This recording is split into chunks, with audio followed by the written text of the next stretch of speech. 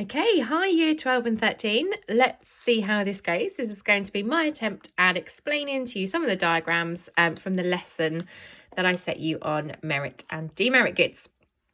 So first of all, here we go. We're going to have a look at merit goods. Now, the definition of merit good, which was on your PowerPoint, is a good such as healthcare or education where the social benefits of consumption exceed the private benefits. So we're going to just go through the diagram, talking step by step. So if we do our axes, make sure that we always draw the origin, the line going up. So here we've got the costs and the benefits. This is so strange. There we go. And here we've got the quantity. So if we look at the example of education. Obviously very topical at the moment.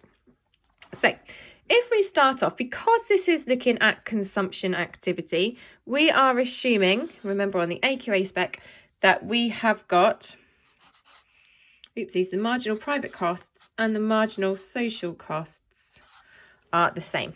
Okay, so there's no external cost associated with this merit good. Now, as individuals, we consider, draw that a little bit longer, our private benefit, our marginal private benefit of going to school. So if we think about that, our marginal private benefit of going to school will be getting a good education and being able to get a good job and lots of money, maybe buy a nice house. Okay, so we find our free market equilibrium here. So we'll call this P1, Q1. So if we take into account our own benefits, we look at where our marginal private costs of education, whether that's an opportunity cost, and our marginal private benefit of education meet. So in a free market, if we pop this here, in a free market equilibrium is Q1. That's where we will consume education. But what we as individuals haven't considered are some of the benefits to the wider benefits, those external benefits, those positive externalities of going to school, of getting a good education. So if we think about what some of those positive externalities could be, it could be that as a country we would become more productively efficient. People have got better educations, better skills, putting those into the workforce. Maybe we're more creative, more innovative, getting a more competitive edge. There's less strain on the government through having to pay benefits because people are earning well, more contribution to this taxation system through the progressive taxation, etc., etc.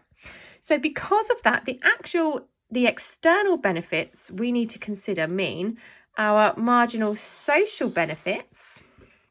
If I put this here, marginal social benefit, which remember that's our marginal private benefit. Sorry, all you can see is my hand. It's the problem of being a lefty.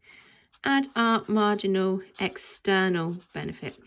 So when we consider those externalities, as well as our private benefit, the marginal social benefit is actually higher than it is just to ourselves. So if we have a look then, this is where, slightly offset, that should be here a little bit further. So this is where our marginal social benefit and our marginal social costs meet. So this is, anyone want to have a guess at what that's called? This is our socially optimum output, which is at Q2. So for society to be better off or best off, we should be consuming Q2 amount of education. In fact, because we only tend to consider in a free market our own benefit, we only consume Q1. So this means that left to just the free market, if it was just private businesses, private firms that were providing education, education would be under consumed. Okay, so in the free market, we have the problem of under consumption. Okay, consumption is lower than it is socially optimum.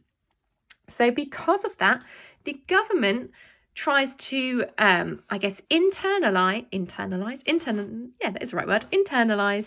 the externality by also providing these merit goods. Okay, so in this case, the government also provides state education. Okay, so public schools. Because of that, it's easier, more people will consume education, so it's more towards the socially optimum output. So we mentioned a couple of lessons ago when we looked at government goods, when we were looking at public goods, and we said, government goods include public goods, but they also include merit goods. So the reason why the government provides education is because if it didn't, education left to just the free market would be under-consumed, because we haven't taken into account those external benefits. Okay. Right, I'm going to leave that one here because I'm not sure what the upload thingy-me-bob will be. But I hope that makes sense. Any questions, email me. I'm going to do another one in 2 seconds looking at demerit goods.